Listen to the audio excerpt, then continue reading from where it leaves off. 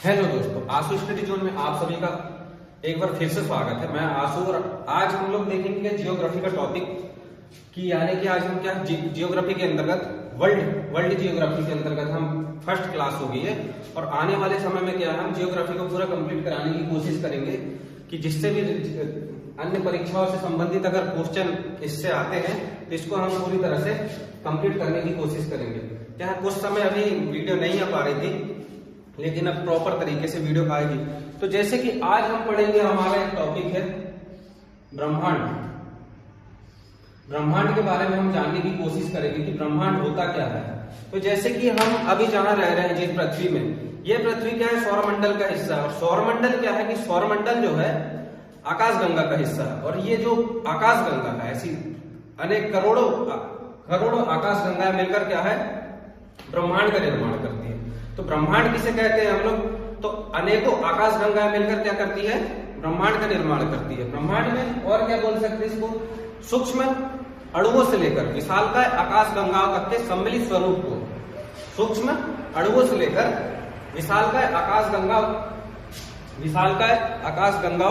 के सम्मिलित स्वरूप को क्या बोलते हैं, ब्रह्मांड कहते हैं। तो जैसे कि हम ये जो पृथ्वी है, तो ये भी किसका हिस्सा है, एक प्रकार से ये किसका हिस्सा है, ब्रह्मांड का हिस्सा है। तो ब्रह्मांड क्या है, छोटा सा तो ब्रह्मांड है नहीं। ऐसा क्या है कि जितनी हमारी पृथ्वी है ऐसी अरबों पृथ्वी क्या है ब्रह्मांड में आ जाएगी। क्या है, जो पृथ्वी है सौरमंडल है, सौरमंडल से मिलकर क्या बना हुआ है, आकाशगंगा, और अनेकों आकाशगंगा है मिलकर क्या है ब्रह्मांड का निर्माण करती है। तो ब्रह्मांड, तो इसके निर्माण यानी इसके निर्माण से संबंधित कुछ क्या है अवधारणा है या सिद्धांत है कुछ, कि ब्रह्मांड का निर्माण हुआ कैसे था, इसके कुछ सिद्धांत है। तो आज हम इसको जानने का प्रयास करेंगे। तो इसके क्या है, प्रमुख दो सिद्धांत है। परंपरागत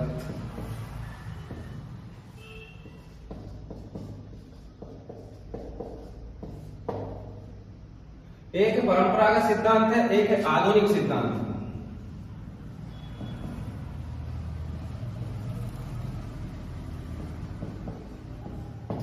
आधुनिक सिद्धांत परंपरागत, एक है परंपरागत सिद्धांत है, एक है आधुनिक सिद्धांत। तो आधुनिक सिद्धांत में भी, परंपरागत सिद्धांत में भी क्या है, दो सिद्धांत है, जिनको मैं बताने का प्रयास करता हूं।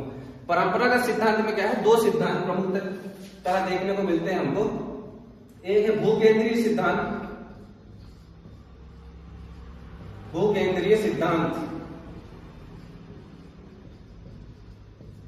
भूकेंद्रीय सिद्धांत। एक है सूर्य केंद्रीय सिद्धांत, ठीक है, सूर्य केंद्रीय सिद्धांत। तो भूकेंद्रीय सिद्धांत किसने दिया इसको, तो इसको क्या है टॉलमी, एक वैज्ञानिक हुए टॉलमी। तो इनका मत ये था कि जो पृथ्वी है, पृथ्वी क्या है, ये जो पृथ्वी है ये क्या है पूरे ब्रह्मांड के, यूनिवर्स के क्या है सेंटर में, यानी कि ये पूरा यूनिवर्स है तो इसके सेंटर में क्या है पृथ्वी।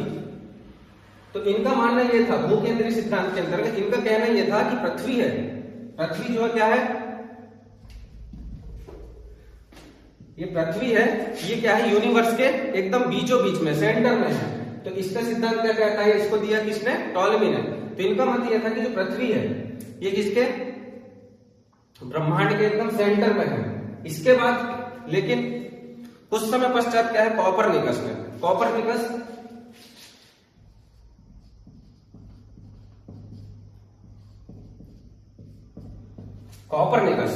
इसके क्या है, इसके कुछ समय पश्चात क्या है कॉपरनिकस ने, इन्होंने क्या कहा कि जो इनका मत ये था, इन्होंने कहा कि इनका जो सिद्धांत था भूकेंद्रीय सिद्धांत, तो इन्होंने कहा कि जो केंद्र में पृथ्वी नहीं है, इनका मत ये था कि जो केंद्र में है सूर्य है, सूर्य क्या है केंद्र में है, यूनिवर्स के केंद्र में कौन है, सूर्य है। इनका मत ये था, किसका, कॉपरनिकस का। तो बोले ठीक है। इसके बाद गैलीलियो ने क्या काम करा कि देखा, उस समय क्या दूरबीन का आविष्कार हो रहा था, तो इन्होंने देखा दूरबीन से जूम कर करके, हाँ बोले सेंटर में कौन है, सूरज है। अब सूरज की परिक्रमा कौन करने लगे थे, क्या पूरे ग्रह करने लगे थे, पृथ्वी, बुध, मंगल, बृहस्पति, शनि। तो इन्होंने देखा कि हाँ सूर्य क्या है इनके, यानी कि यूनिवर्स के सेंटर में कौन है, केंद्र में कौन है, सूर्य है। तो इसका इनका मत यह था कॉपरनिकस का कि केंद्र में क्या है, सूरज, कि सूरज केंद्र में है और पूरा यूनिवर्स इसके चारों तरफ चक्कर लगा रहा है। लेकिन इनने बोले ठीक है भैया, कुछ समय बाद क्या है, एक और वैज्ञानिक आया जिनका नाम क्या था, हर्शेल। हर्षेल।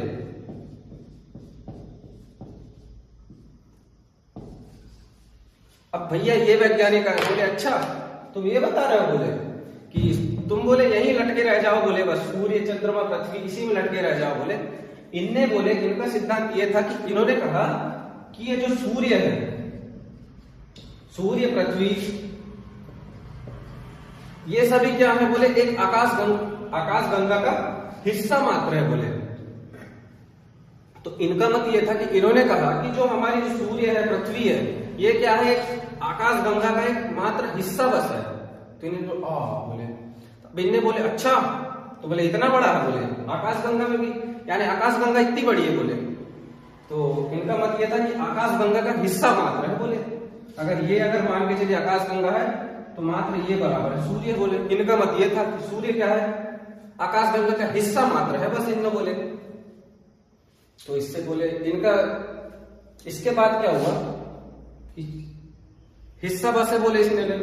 तो इसके पश्चात एक और वैज्ञानिक हुए, हब्बन वैज्ञानिक, एडविन हब्बन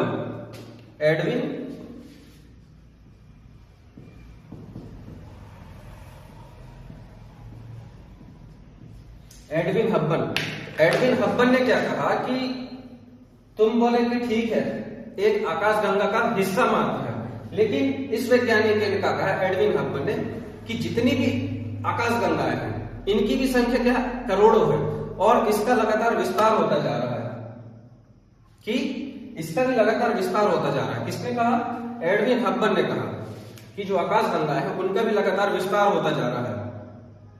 तो बोले ये तो पूरा बुड़बक हो गया, बोले पूरा, कि इनका मत था ये, एडविन हब्बन का मत ये था कि जितनी भी आकाश गंगाएं हैं ब्रह्मांड में क्या है, बहुत सारी आकाश गंगाएं हैं, तो इन सभी का क्या है, विस्तार हो रहा है। इनका मत ये था, ठीक है। तो हम लोग इसको देख लेते हैं। अब ये तो हो गया कौन सा, परंपरागत सिद्धांत।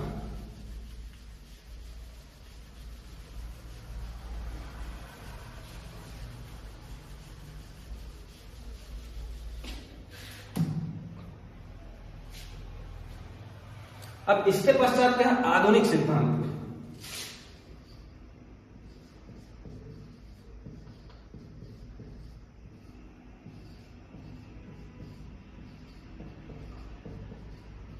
आधुनिक सिद्धांत के अंतर्गत क्या है, बहुत सारे सिद्धांत है, लेकिन जो महत्वपूर्ण सिद्धांत है वो क्या है, बिग बैंग थ्योरी, जो हमारा महत्वपूर्ण टॉपिक है, जिससे क्या एग्जाम में क्वेश्चन आ सकता है। तो बिग बैंग थ्योरी, अब क्या है, ये तो सब क्या उस समय के हिसाब से इन लोग की खोजें ठीक थी, जो भी इनके विचार रहे होंगे वो सही थे, लेकिन क्या आधुनिक समय के हिसाब से, तो बिग बैंग थ्योरी क्या बोलती है कि जो समस्त ब्रह्मांड था, ये जितने भी ब्रह्मांड दिख रहे हैं, छोटे छोटे कण, ग्रह, तारे, तो ये क्या थे, सब पहले क्या थे, छोटे से बिंदु के बराबर थे, यानी इस बिंदु पर थे सब। ये जितना भी ब्रह्मांड का निर्माण हुआ है ये सब क्या है, इस बिंदु पर थे। इसका क्या था, ये जो छोटा सा, यानी कि जितनी भी हमारी आज पृथ्वी है, सौरमंडल है, जितनी भी आकाश गंगाएं हैं, तो ये सब क्या है, एक छोटे से बिंदु में समाई थी। मतलब ये बिंदु था, इसकी जो डेंसिटी थी, मतलब घनत्व था, इसका जो घनत्व था, इसका घनत्व बहुत ज्यादा था। अब घनत्व का मतलब कि अणुओं की उपस्थिति कैसी है पदार्थ में, यानी अणु पास पास है या दूर दूर है, घनत्व का मतलब ये होता है, ठीक है। और इसका तापमान, इसका ताप भी हाई टेम्परेचर, ताप भी बहुत ज्यादा, ताप इसका बहुत ज्यादा था, प्लस इसका आयतन बहुत कम था, आयतन बहुत ज्यादा कम था। तो जब छोटी सी जगह में इतनी सारी चीज आ जाएगी, प्लस ताप तक ये रहा, ताप बहुत ज्यादा था, मतलब एक प्रकार से आग का गोला था, आग का गोला था। और जैसे ही विस्फोट हुआ, जैसे ही इसका विस्फोट हुआ, इसी को बोलते हैं महाविस्फोट।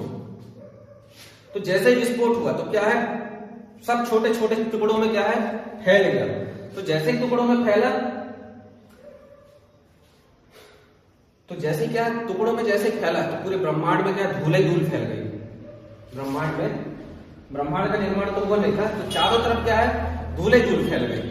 अब इसके क्या है, इसके पश्चात 15 मिलियन साल तक, 15 मिलियन साल तक कुछ हुआ ही नहीं, जैसा था कुछ नहीं।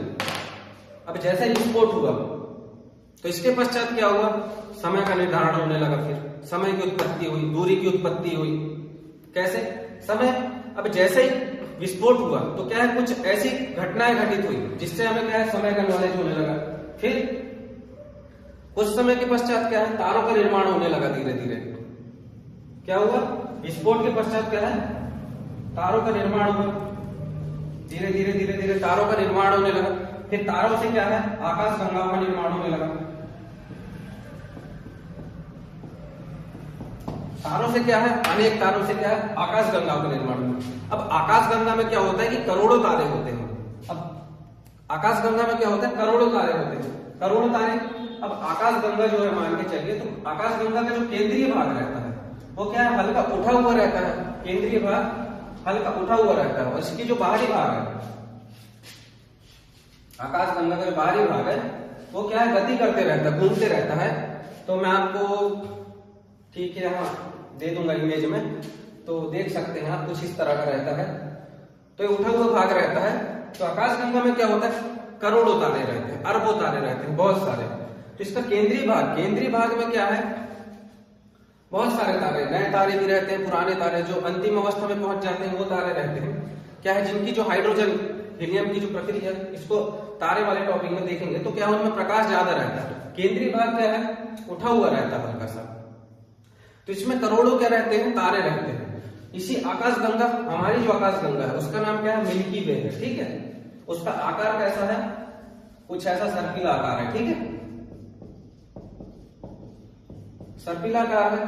और इसको देख लेते हैं, अब इसको आकाश गंगा की क्या है, 3 प्रकार की होती है। एक सर्पिला आकार की होती है, एक होती है दीर्घवृत्ताकार,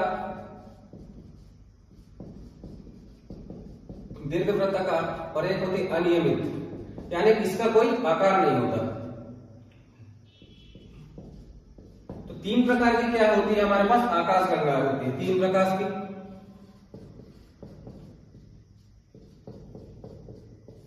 तीन प्रकार की क्या है हमारे पास, आकाश गंगा होती है। एक होती है सर्पिलाकार की, जो इस टाइप की होती है, दिखा दिया मैंने, ये कुछ इसकी आकृति ऐसी रहती है, केंद्र से क्या उठी हुई रहती है, इसकी भुजाएं क्या है, गति करते रहती है।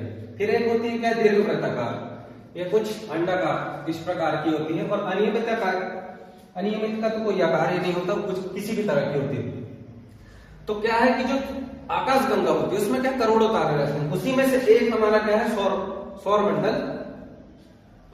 हमारा सौर मंडल भी क्या है, आकाश गंगा का। हमारी जो आकाश गंगा उसका नाम क्या है, मिल्की वे।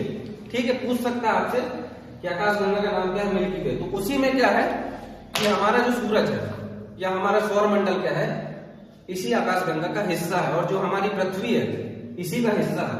तो जैसे कभी कोई बोले ना कि कोई अगर इंसान हो ऐसा कि तुम्हारा अस्तित्व क्या है पृथ्वी में, तो बता देना आप, हमारा अस्तित्व एक रेत के कण के बराबर भी नहीं। क्यों? क्योंकि जिस पृथ्वी पर हम रहते हैं वो पृथ्वी क्या है, ब्रह्मांड का एक हिस्सा है। ब्रह्मांड कैसे बना, अनेक क्या है, आकाश गंगाओं से मिलकर क्या है, ब्रह्मांड बना हुआ। आकाश गंगाओं से मिलकर ब्रह्मांड बना हुआ। जो आकाश गंगा है, उसी आकाश गंगा में क्या है, हमारा सौर मंडल स्थित है। सौर मंडल में कितने ग्रह हैं, उसी में एक ग्रह है हमारा कौन, पृथ्वी। पृथ्वी में भी कितने महाद्वीप और कितने महासागर है हमारे पास। ठीक है, उसी महाद्वीप में एक महाद्वीप कौन सा है, एशिया महाद्वीप है हमारा, जिसमें एशिया महाद्वीप में भी एक देश है भारत देश में 140 करोड़ की आबादी है हमारी, तो उसी में हमारा अस्तित्व है। ठीक है, तो कोई ज्यादा बड़ी बात नहीं है, एक रेत के कण के बराबर हमारा अस्तित्व है। तो यह हो गया सर्पिलाकार क्या है, हमारी आकाश गंगा है। और उसी का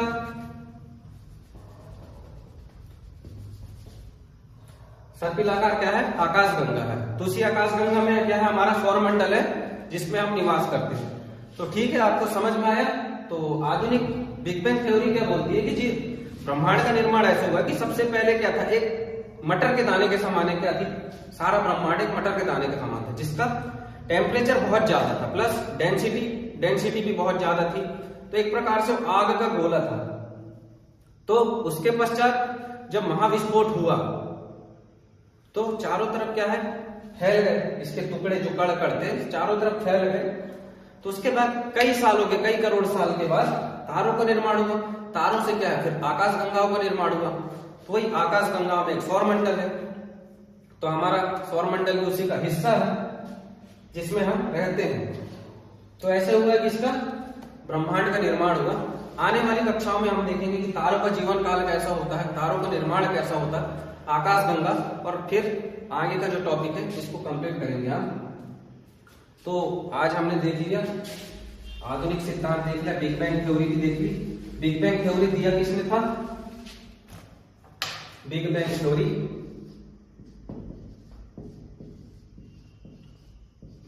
बिग बैंग थ्योरी दिया किसने था, जॉर्ज लेमेत्र ने। ठीक है, क्वेश्चन में आ सकता है कि बिग बैंग थ्योरी किसने दिया था, तो ये आपको मालूम रहना चाहिए। बिग बैंग थ्योरी जॉर्ज लेमेत्र ने दिया था, तो ये आपको पता होना चाहिए। ठीक है, इसके बाद हम देखेंगे कि आकाश गंगा, तारों का जीवन काल, इसको क्या है डिटेल में पढ़ेंगे। ठीक है, तो बहुत बहुत धन्यवाद आप सभी का। तो प्लीज हमारे चैनल को लाइक, शेयर, सब्सक्राइब जरूर करिए ताकि हम और आगे वीडियो अब तक पहुंचा सके। धन्यवाद।